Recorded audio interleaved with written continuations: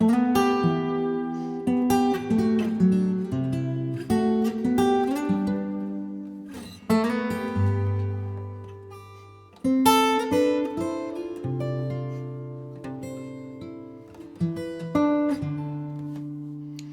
up, Jooba people? Today I'm going to show you how to use 6 intervals, and this is going to be a long workshop on how to use major and minor 6 intervals.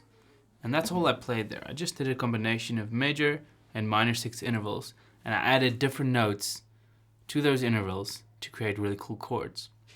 Now there are a couple of different ways you could use them. I'm going to give you some examples in the first part of the video to show you how people have used this. So obviously you might have recognized in the intro that I played, some of those riffs were like John Mayer riffs. So he uses them a lot, especially in that song Believe.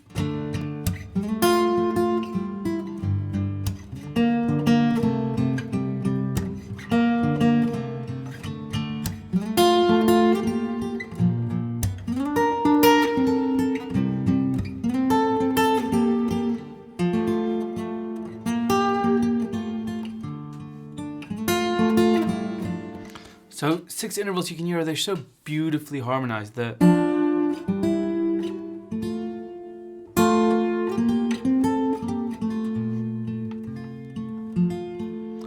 the amazing thing about 6 intervals is depending on the notes that you add to the interval, you can create different types of chords. And more on that later, but let's quickly give you like a little country example. So you could go.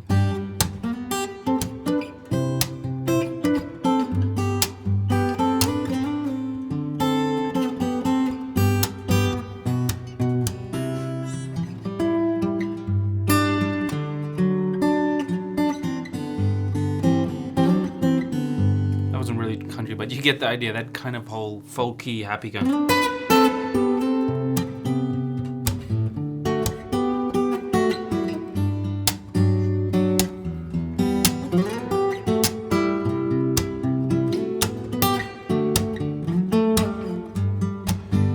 You can also use it in pop music, like this, B minor.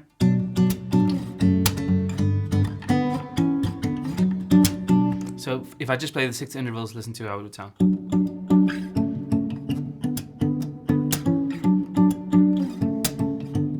If I add the bass.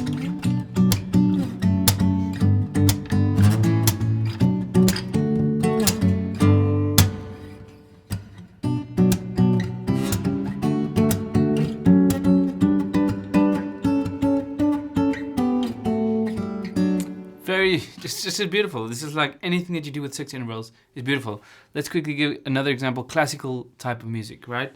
I'm going to zoom in here for you. So if I take this interval here,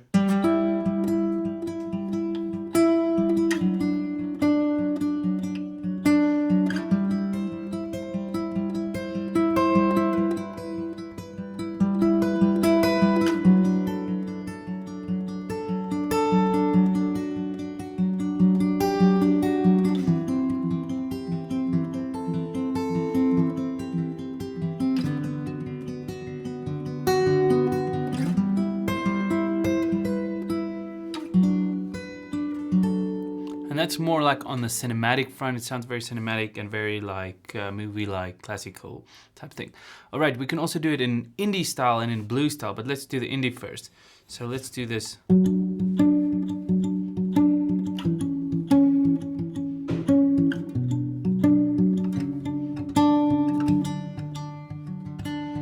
That's actually a bad example. Let me show you something really cool. If I do this.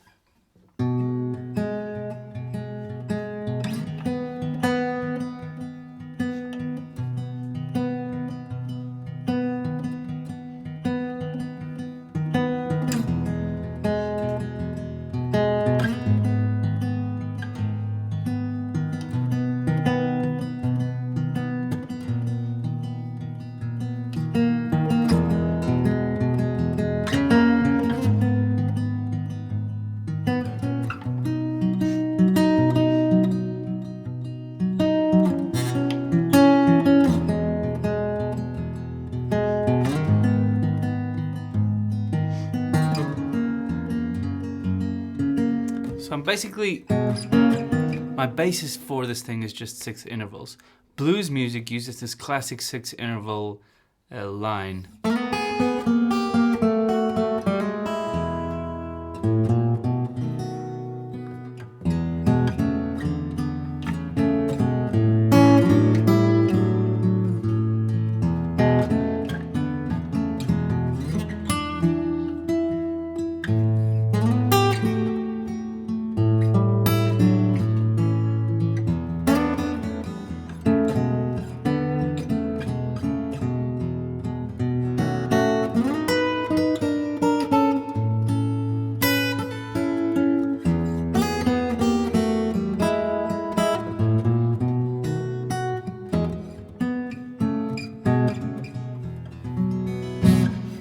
It's amazing what you can do with 6 intervals. So probably that would have been enough if you're an advanced player. You could just like, okay, I get the idea. But let me teach you some really cool things that we're going to do, the rules of the 6 intervals. But before we do that, let's quickly look at how to play them. They're really simple, okay? You just have 2 notes from the first note of the major scale to the 6th note. So that's how you play a major 6 interval with the root note on the E string. So that would just be like A, and that would be a G 6 interval.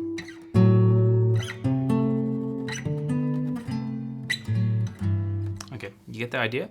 And then the same way when you're on the A string, that's how you play a 6 interval. And then when you're on the D string, it changes slightly. That's a major 6 interval. That's also a major 6. And then when you're on the G string, it's the same thing. That's your major 6 interval.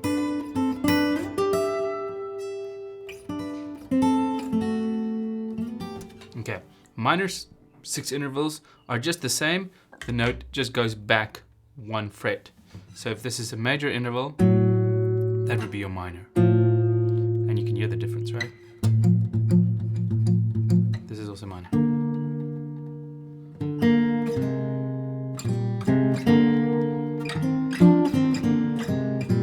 We're going to talk about how to combine major and minor intervals, and then minor intervals on the D string look like this.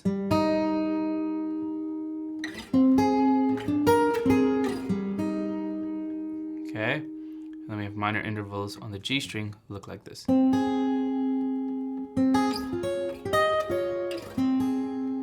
Okay, so those are the intervals, how to play them. And the order of intervals when you're playing a major scale, this is important in how you practice them, is to play them in that order. So if I'm playing a G major scale with minor 6 with 6 intervals, so then I would play do re.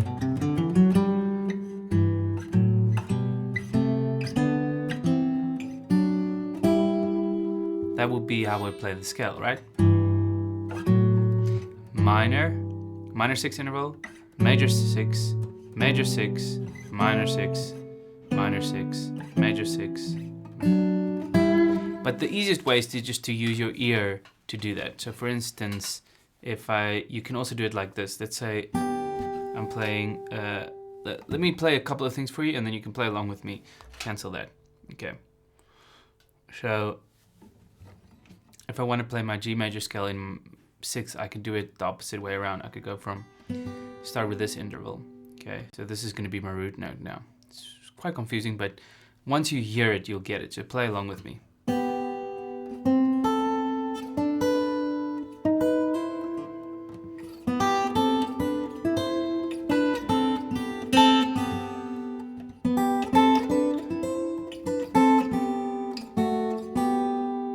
Okay, so just do that a few times. G.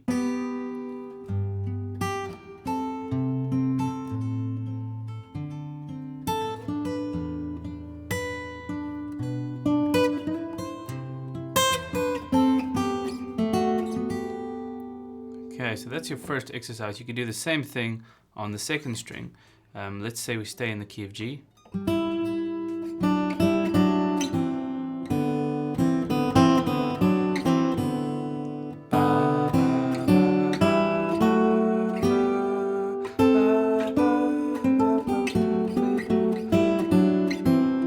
Let's do that together. So major 6, minor 6, minor 6, major 6, major 6, minor 6, major 6, major 6.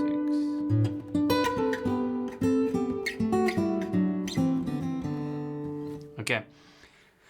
So, where are we going to go next with this? So once you're comfortable playing in one key, the minor and major 6 intervals, then you can kind of start to use it with fulls. Now I'm going to record a little chord progression, and then you can jam along with me using fulls. So let's start with playing in the key of G. So that's just like the easiest key to play in. 1, 2, 3, 4.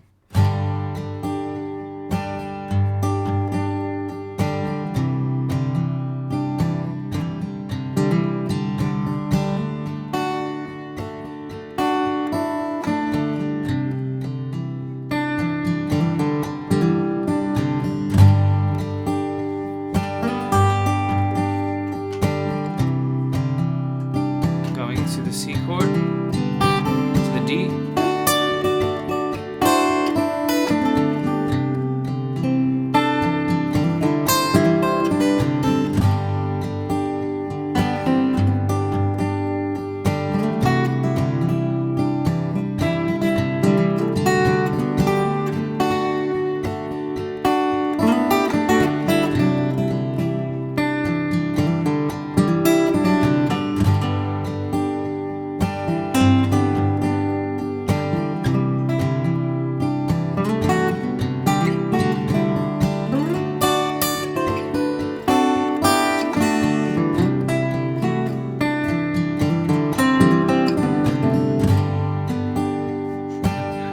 So if you were a little bit lost there, don't worry, I'm going to start to explain it a little bit better now. So each chord, now this is, we're getting into the rules of this whole thing. Each chord has 2 6 intervals inside it. Okay, so let me explain. If we take the C chord, for example, we play C chord over here. This chord has a 6 interval over there, a minor 6, and it has a 6 interval inside the chord over there, if you play this C shape. So here we have a minor 6 interval inside the C chord, and we have this interval. So when the music's playing and there's a C,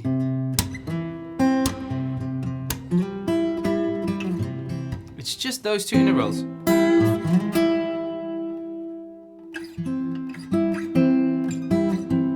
That are inside the C major chord.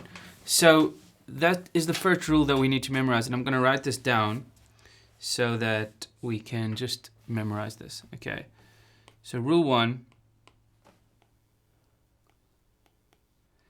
is a chord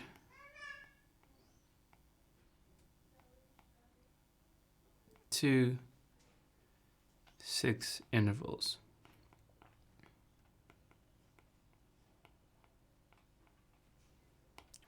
Or 3, depending on if you like jazz music. So the reason why it's all 3, let me explain, right? There's another 6 interval of a chord that works. So if you have a C chord, you can play this 6 interval and this one. But this one, if you play this interval over a C chord, you're actually playing like a C major 7 kind of sound. So this interval can work, but that's only if you like jazzy sounds. That's why I said the rule 1 is a chord has 2 6 intervals inside of it. If you combine those 2, actually, you get a perfect C major chord. Okay, so that's basically the first rule, and that's very important to note. So let me play the chord progression again. G, G. So there's the first G interval from this shape, and then we go to the C. Well, let me just explain. So G, I did that interval and this one, which come from G major and G major over here. So, and then I can play, if I know my intervals in between, you know, I can do that. So let's play G major. Let's go to C.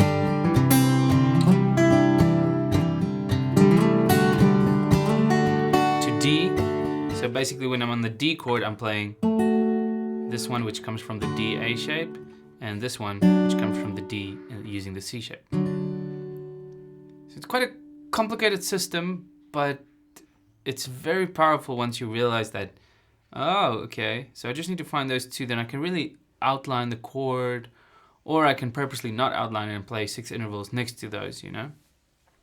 So on the G, I could go. This one is going to be out. This is the C.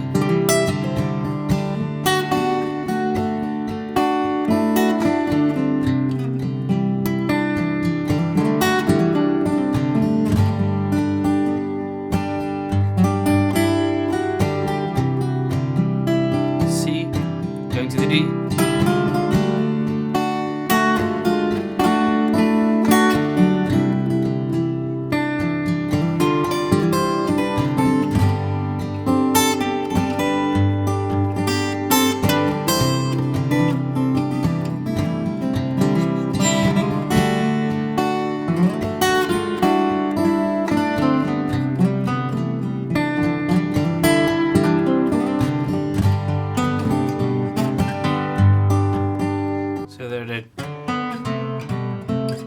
This is G, and this is also G. So the 6th interval exists inside a chord. 2 6 intervals exist inside a chord. Okay, let's move. We're gonna do some exercises at the end of this workshop just to show you exactly how to apply all this more. I'm just giving you examples and explaining the rules and so on and so forth. Okay, so let's go to rule number, let's make this big, rule 2. Rule 2 is each chord,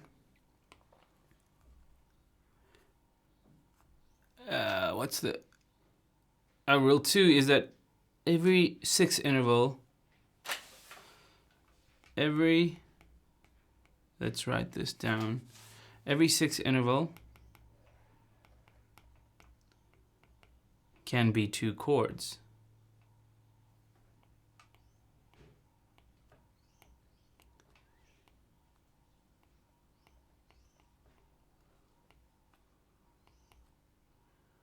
Or 3. Why am I writing that as a... Okay, so every 6th interval can be 2 chords. All right, so what does that mean? That means if I play any 6th interval anywhere on the guitar, okay, I can jam a D6 interval, major 6. So depending on which note I add to this interval, that determines the chord of it. So if I add this, if I add a G over here, what's the chord going to be? You can immediately see it's going to be a G major, right? But if I add this note, ooh, isn't that beautiful? Or I can add that same note here. No, sorry.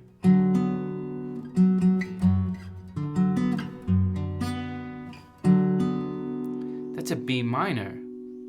That's really interesting. So it could be a G major, this interval, or it could be a B minor. Wow.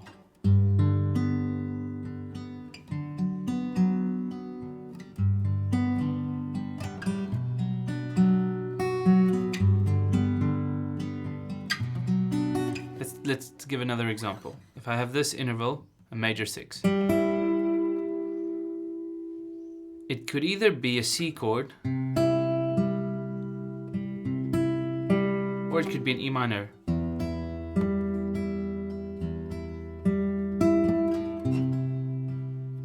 You can also see it as this. I could either make it a full C triad just by adding the C note there. And if I move the C back to B, this becomes an E minor triad, okay?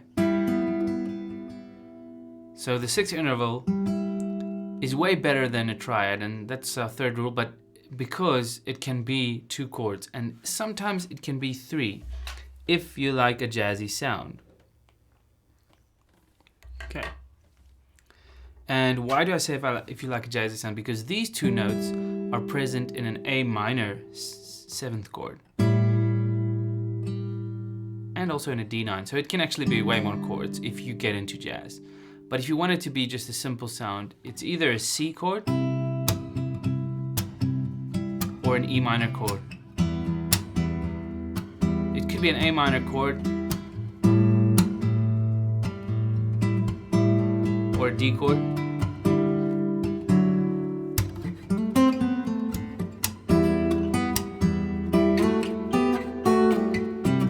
So that's why if I'm harmonizing a song, right, and I play like,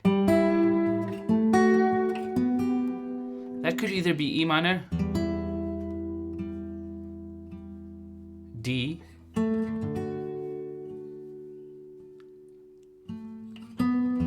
back to E minor, to B minor, to C, to E minor, to F sharp, over D, E minor.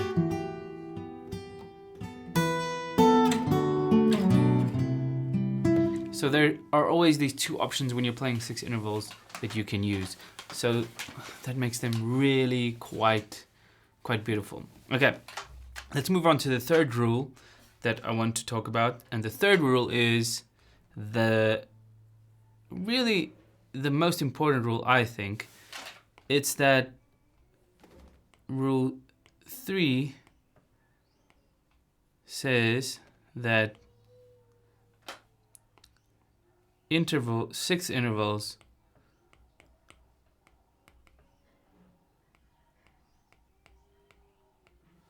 are greater than triads.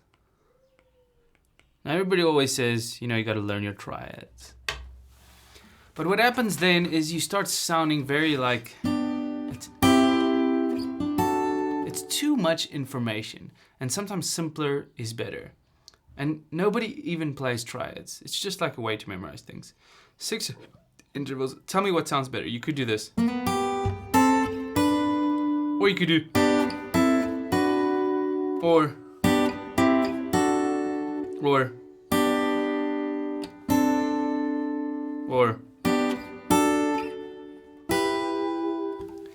You know, triads, there are just too many options for you to do. With 6 intervals, you could go. But with triads, it will be so difficult to play that kind of thing. And it's not just because it's hard that I don't like it. It's because it's too implied as to what it is you should hear as the listener.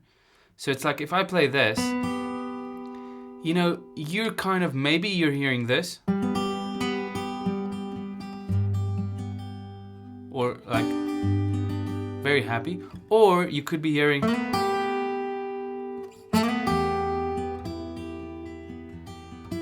You could be hearing those 2 notes as a minor chord. So it can kind of go anywhere. You know, when you're improvising or over something, or you're improvising and you're making a song up as you go, you could play this kind of like 6 interval melody.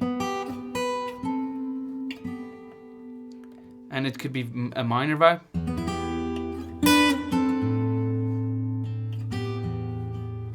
Or it could be a major vibe.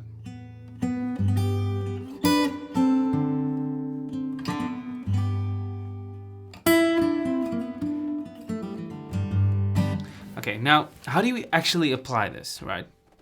How do we come up with things that sound good using intervals? Now the first step is to let's write this down. The first step is to play the major scale with intervals.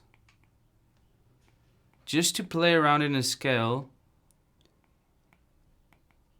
with 6 intervals.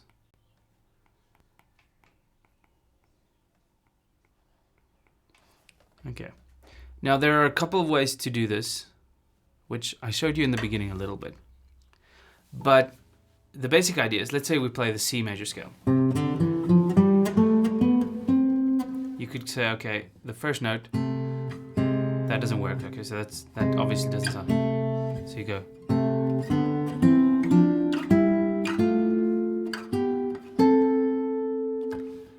it sounds cool when you're playing the 6 intervals like that, right? That's one way to do it. And I'll play it quickly, slowly for you so you could get this down. So C, D, C, D, E, F, G, A, B, C. Or you could lead with the bottom note. What I mean by that is I'm playing an interval here, and this is I'm thinking of this as my 1. Even though this is the 6 interval goes from there to there, I'm thinking of this as my first note of the scale. I'm going, because that sounds like my 1 chord, right? So I got 1, 2, 3. So 1, 2, 3, 4, 5, 6, 7, 8.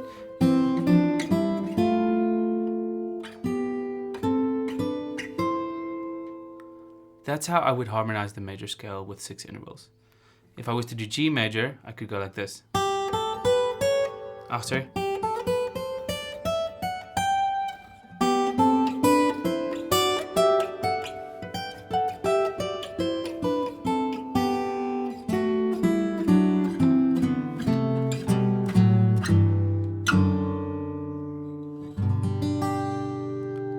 That would be how I would harmonize the whole scale. I could go backwards. Let's say we go backwards on D major.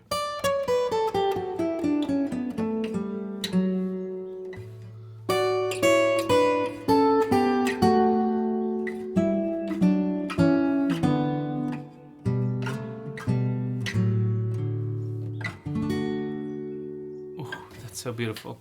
So I would lead with the second note of the interval. So in other words, I'm thinking of this is my leading tone. So I'm playing the scale with the 6th note of the 6th interval. Okay, so I'm going like, if I'm playing, let's say I'm playing the A minor scale backwards.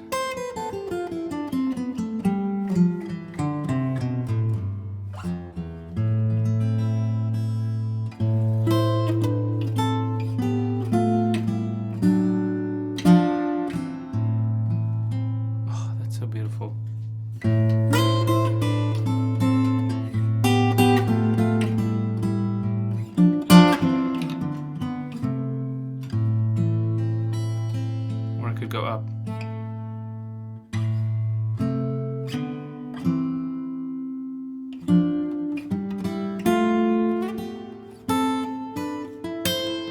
It's much harder when you do string skipping with 6 intervals. It's way harder than if you were to play on 1 string just going up, like, let's say E major.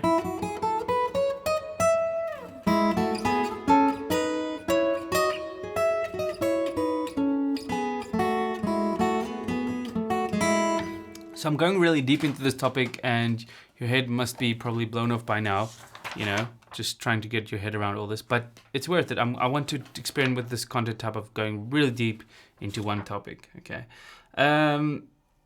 Okay, so now we're gonna do a little exercise. I'm gonna play a chord progression, and we're gonna solo over the chord progression using our 6 intervals, okay? We're gonna start a chord progression in the key of, let's do the key of E, okay? First gonna solo on 1 string, or 2 strings, you know. And I'm gonna do a very slow moving progression. Here we go, 1, 2, 3, 4, and.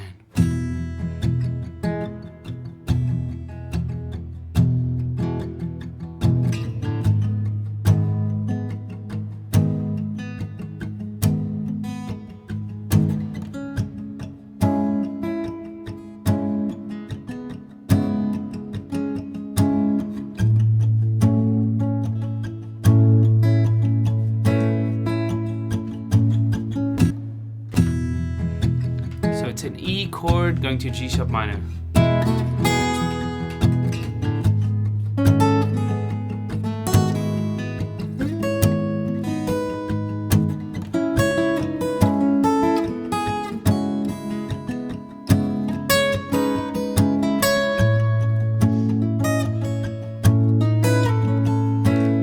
So let's start on the E, E.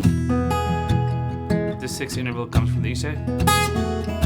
From the E, going to G sharp minor.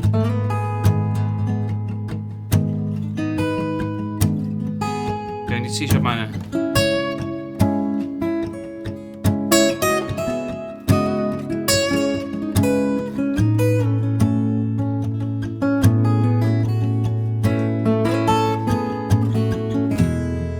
Now you can just use your ear to just come up with these things, and that would be my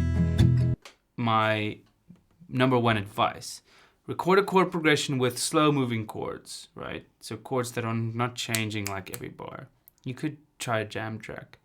And then try to use 6 intervals in your soloing. There's really cool technique things you can do when you're soloing. You could do like, play them together, like double stops. But what I like to do is to play them separately to kind of go.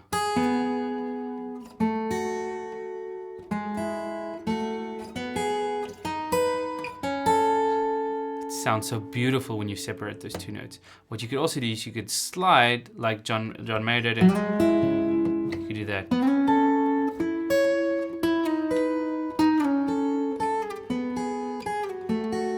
And you can lead with the lowest string, or you could lead with the high string.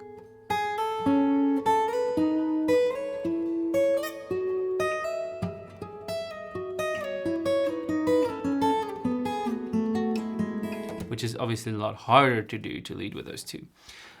You could do a little complicated little picking.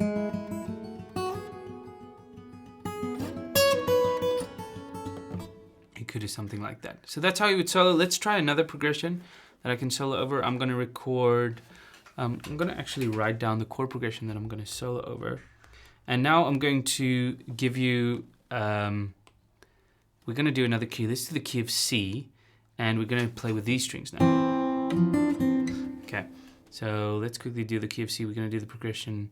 I'll write it down after I play it, because then I can see where it goes. 1, 2, 3, 4.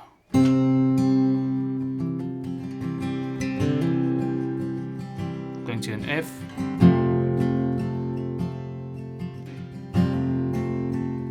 A minor.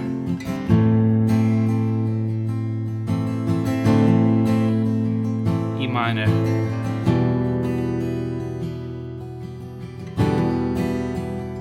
F,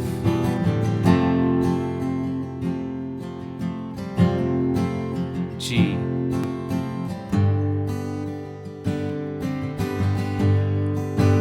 back to C.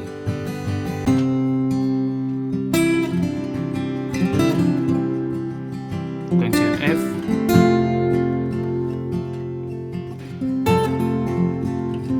Minor. This comes from this A minor. E minor to E minor, some from this shape. F.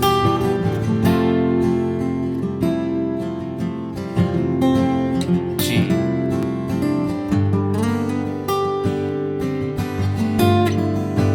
Back to C.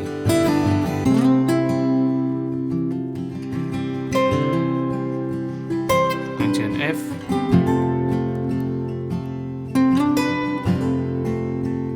A minor,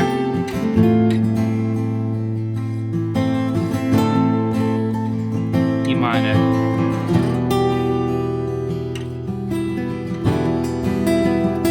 F,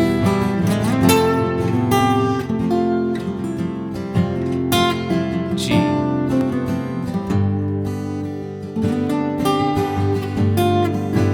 back to C. So cool what you can do with 6 intervals. It's like there's a whole world. Like to me, every time I play 6 intervals, I get inspired, because it's as if the 2 notes just create like this beautiful harmony that's just like meant to be. It's just like the most beautiful thing ever.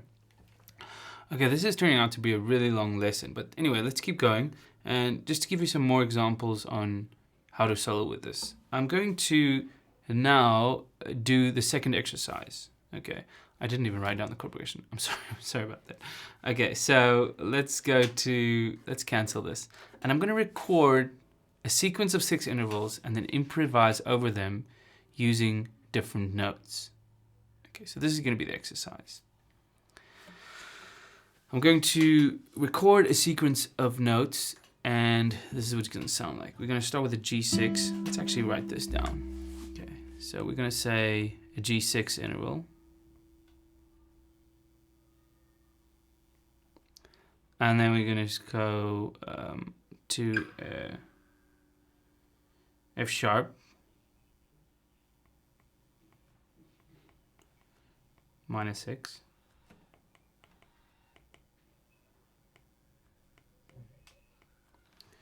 And then remember, this is not an F sharp minor chord, this is F sharp minor 6 interval. So because we're writing intervals. So we're gonna go.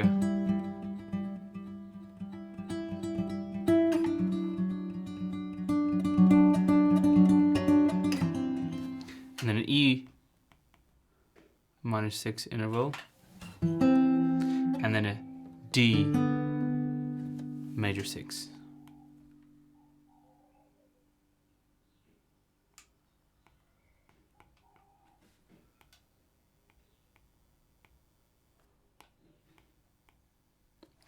Okay, so we're gonna record these intervals, and the D major 6, we're actually gonna play D major 6 and then F sharp.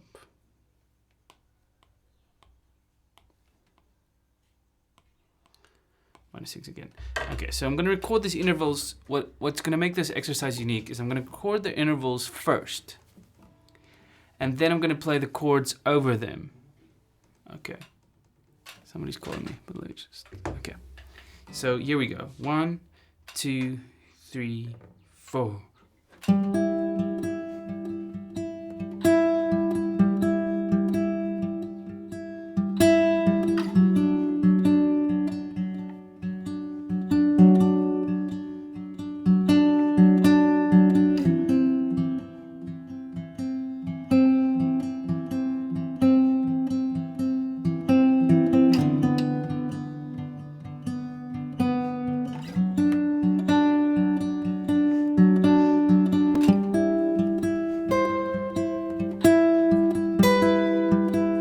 So let me just explain what I'm gonna do here. So I've got these intervals going.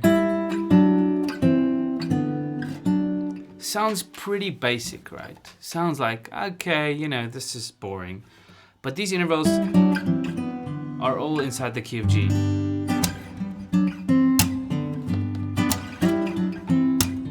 But these two notes, even though it's a G major 6 interval, it's not really in the G chord, it's in the G6 chord, but we're not really going to use 6 chords unless we're going to go into jazz and some cinematic classical type stuff. So we're going to think of this as, okay, this can be either a C chord, if we add the C note in this interval, or it could be an E minor chord if we add that note over there, the B, because this is just an E minor chord. It's just basically taking this basic E minor triad and taking that note and putting it on top there. So it's called first inversion, but we don't get into inversions now. But so this is an E minor triad, and we're just playing it like that. So the first interval can be either C chord or an E minor, depending on if you add a C note or a B note inside the chord. So you could either add a C or add a B. The whole chord changes. So remember I explained that. Now I'm going to walk you through as I'm going through the F sharp 6 interval. This one could obviously be a B minor, or it could be a D. First inversion. Okay, so I'm going to be adding those notes on the second string high. So it sounds really weird that the high string, the melody is actually telling the listener what chord this is, which is a really interesting concept that not a lot of people have looked into with songwriting. I know guy Sean Angus Watson is definitely thinking like that when he's writing his things. And he's definitely thinking like that, right? Okay, so let me quickly just play this loop and then put the notes in. So now I'm making it a C chord, making it an E minor chord, making that a B minor chord, and then a D.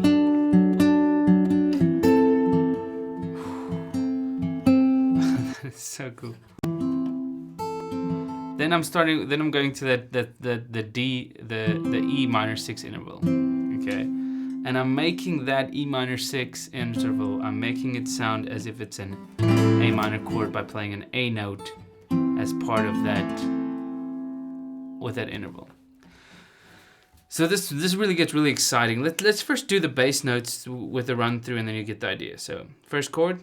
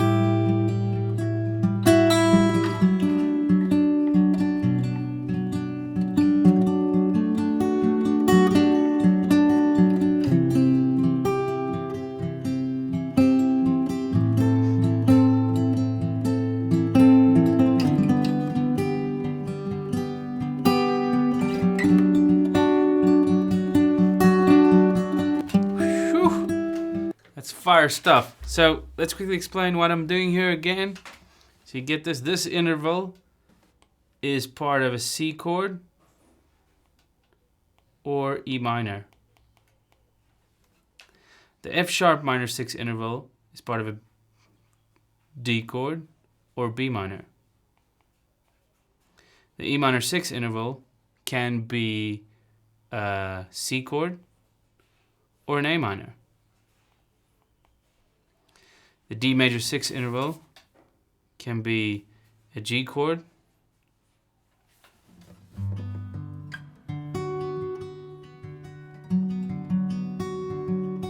or a B minor.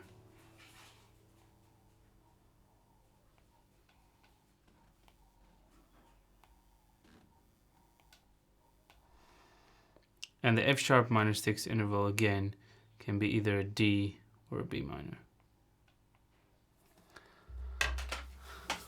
Wow. Okay, let's walk through that again. You're going to see the chords that I'm playing as I'm going through this thing. Okay, let's go. 1, 2, 3, 4. C. E minor. D. B minor. A minor.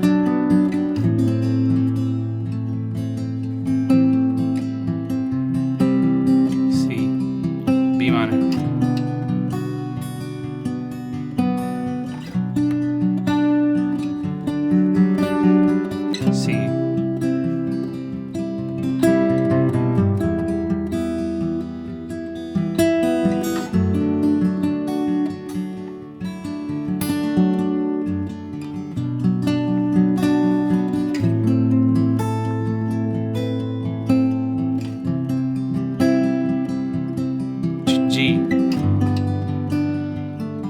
to B minor.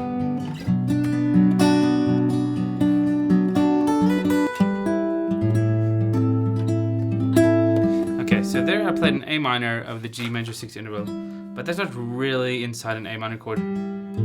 It's that A minor 7 kind of thing, the thing of looking at the third chord that can be, that an interval can be a part of. Okay, so let's just quickly go back to our second rule. Every 6th interval can be 2 chords or 3. Now, this is what I want to show you here. We have this G6 interval, G major 6. This can either be inside a C chord, then it makes a perfect triad, okay? Or it can be inside an E minor chord. But it can also be inside an A minor chord.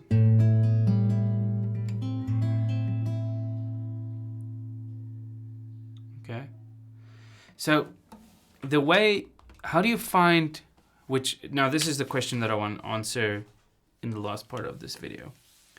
How do you find the chords that an interval are part of? And how do you find the chords, the intervals inside a chord?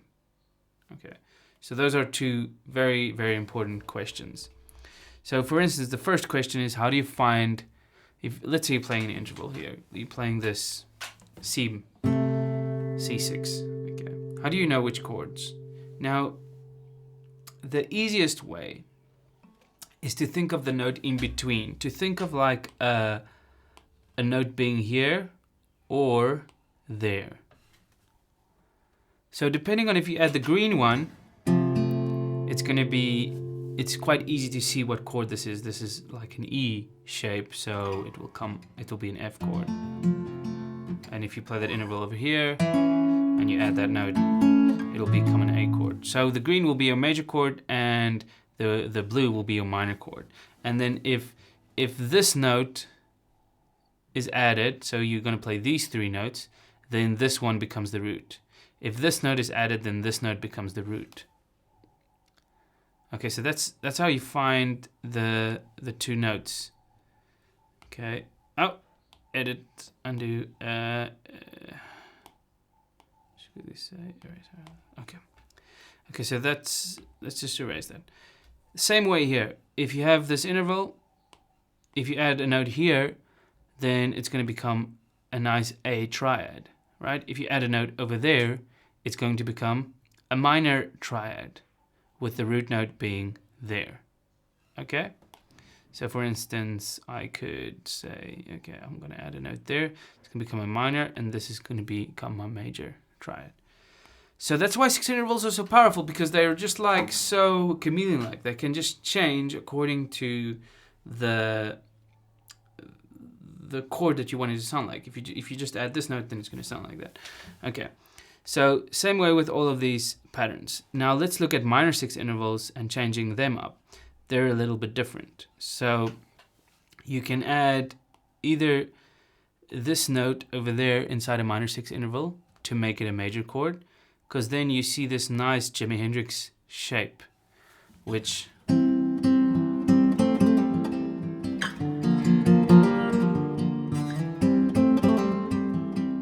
okay, and that is how you make it a major or minor chord. So then the root note of this little shape would be there on the flat six, the minor six. So if I were to play this interval over here and I add that note, then it becomes a C major chord with this note being the root. That's a C, which actually comes from the G shape, right? So this actually comes from, if you were to plot out a G shape like that, that's where it comes from. Okay, that's your G shape. Okay, that makes a lot of sense. If you want to make this a minor chord, if you want to change a minor sixth interval into a minor chord, you would just add a note over there, and then you get this beautiful shape that is actually part of the E minor shape. So if I play these two notes, then I can add that note there, and it becomes an A minor chord. Okay, which from the E minor bar chord shape. In the same way, you could use it with these intervals. You could say, okay, this note gives me the minor sound. That is my minor A minor triad. And if I add a note a whole step below, like that, this little shape becomes my major triad, which comes from the C shape, like that. Okay. So this is kind of, you need to think of these intervals as being part of major chords and minor chords. And the way I see it is not necessarily thinking, okay, I'm adding this note. I'm just thinking of, okay, this is part of my G chord and my A minor chord. So I know my big shapes. That's why the big shapes are so important to know first before you learn intervals. You need to learn your bar chords all over the neck, your major shape bar chords. I would say the E shape bar chords are important, and then your A shape bar chords are important, and then your G shape bar chords. But your G shape bar chords, you never use them, you know, as like big shapes. You use them as like